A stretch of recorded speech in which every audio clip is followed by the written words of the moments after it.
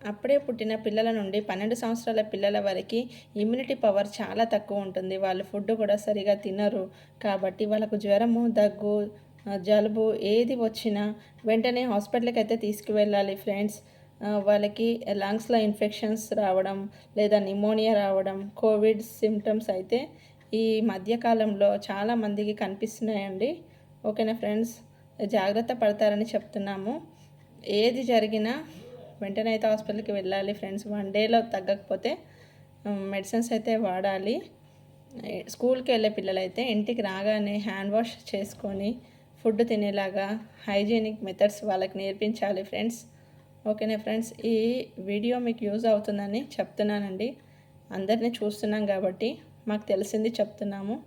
ఓకేనా friends, video నచ్చితే like చేయండి, షేర్ చేయండి, సబ్స్క్రైబ్ చేయండి friends. Okay, have a nice day, bye.